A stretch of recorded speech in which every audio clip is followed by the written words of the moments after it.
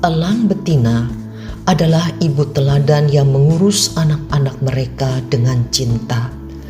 Sebelum bertelur, sang induk menyiapkan sarang di bukit-bukit tinggi, sedang di bawahnya terbentang jurang yang sangat terjal.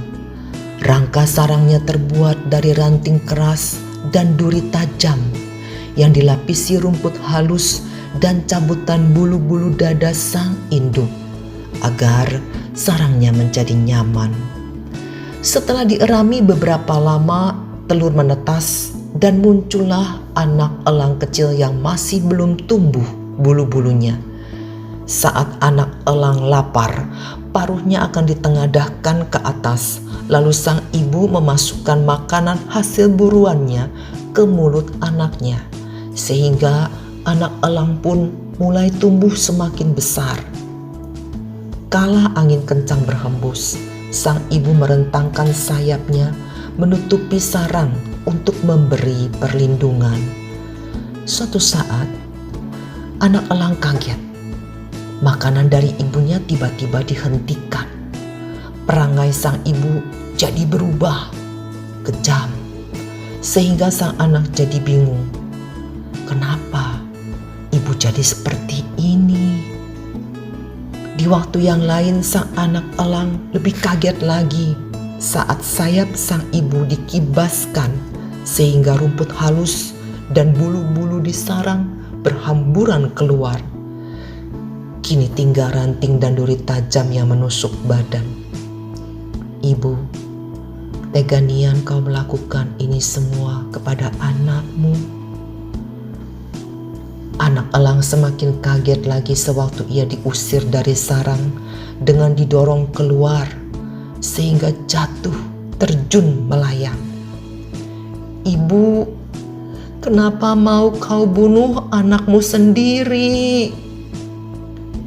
Namun ketika si anaknya itu hampir menyentuh dasar jurang, sang ibu menyambar dengan cepat dan menyelamatkannya.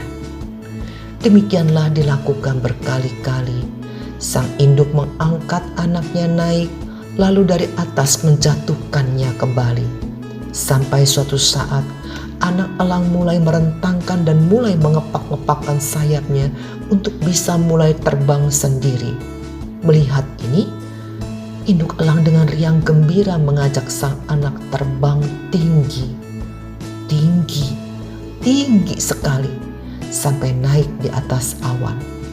Raja Wali muda mulai belajar berburu mangsa binatang yang jadi makanannya. Setelah semua itu berlalu, barulah anak-anak elang sadar bahwa induknya selama ini sedang mengajarkan tentang kerasnya kehidupan ini.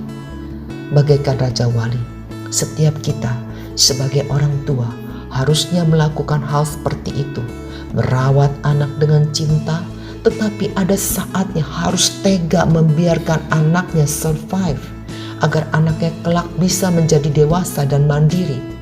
Ibrani 12 ayat 10-12 berkata, sebab mereka mendidik kita dalam waktu yang pendek sesuai dengan apa yang mereka anggap baik, tetapi Dia menghajar kita untuk kebaikan kita supaya kita beroleh bagian dalam kekudusannya. Memang tiap-tiap ganjaran pada waktu ia diberikan tidaklah mendatangkan sukacita, melainkan duka cita.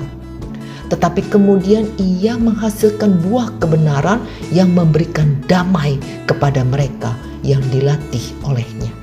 Sebab itu, kuatkanlah tangan yang lemah dan lutut yang goyah.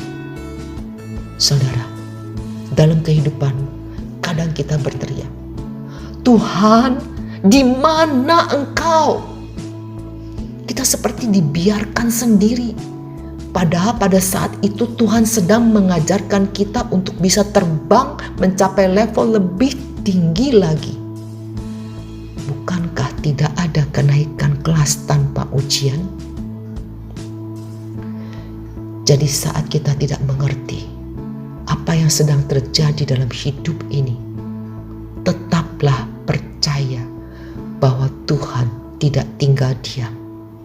Dia punya rencana indah dan akan memberikan yang terbaik bagi kita, anak